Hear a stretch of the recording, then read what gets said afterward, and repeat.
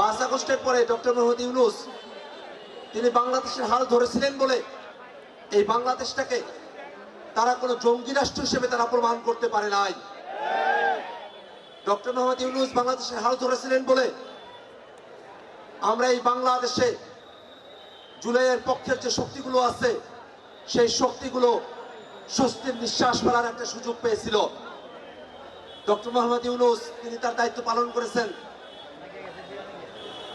বিচারের কার্যক্রম কিছুটা এগিয়ে নিয়েছেন, সংস্কারের জন্য গণভোট আয়োজন করেছেন, একটা নির্বাচন অনুষ্ঠান করে তিনি তার দায়িত্ব সমাপ্ত করেছেন।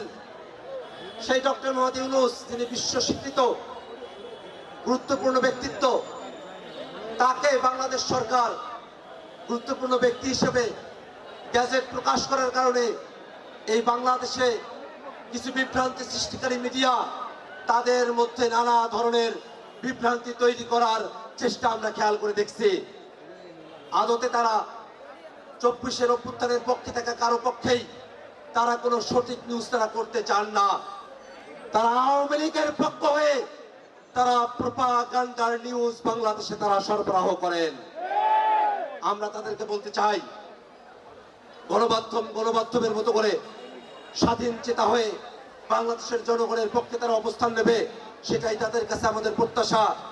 আওয়ামী লীগের প্রোপাগান্ডা সেলের মতো করে কোন নিউজ মিডিয়া যদি ফাংশন করতে চায়, বাংলাদেশের জনগণ তাদেরকে গ্রহণ করবে না। ভাইরা আমার, এই বাংলাদেশে জুলাই সনদকে বাস্তবায়ন করার জন্য আমরা বাংলাদেশের মানুষেরা মুখিয়ে আছি।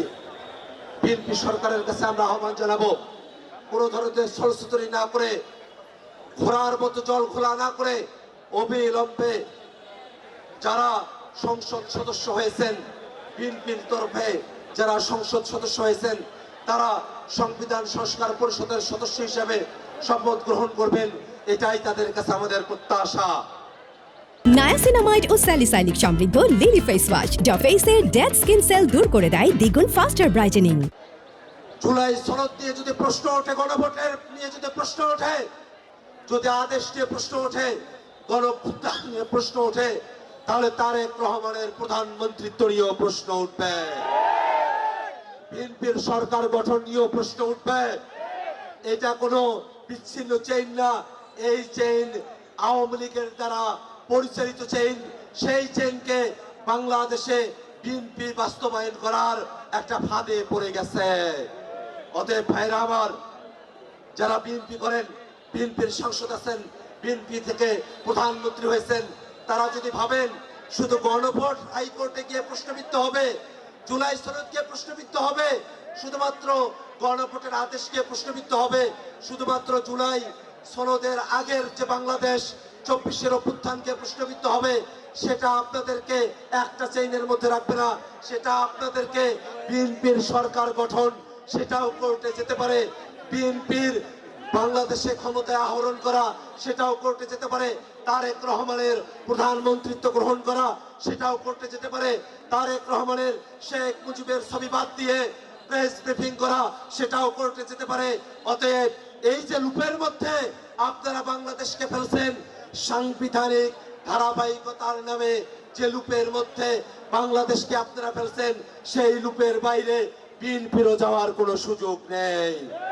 অতএব দেশটাকে যদি সঠিকভাবে এগিয়ে নিতে হয়, তাহলে অবশ্যই সাংবিধানিক ধারাবাহিকতার যতটুকু জনগণের অভিপ্রায়ের সঙ্গে সঙ্গতিপূর্ণ, ততটুকু বাস্তবায়িত থাকবে। যতটুকু জনগণের অভিপ্রায়ের সঙ্গে সঙ্গতিপূর্ণ নয়, যতটুকু বাংলাদেশের মানুষ 24-এর অভ্যুত্থানের শিকার করে নেয়, ততটুকুকে নিয়ে লাফালাফি করা, বাড়াবাড়ি করা, বাংলাদেশের মানুষ সেটাকে গ্রহণ করবে না। অতএব আমরা নতুন বাংলাদেশের দ্বার প্রান্তে আছি।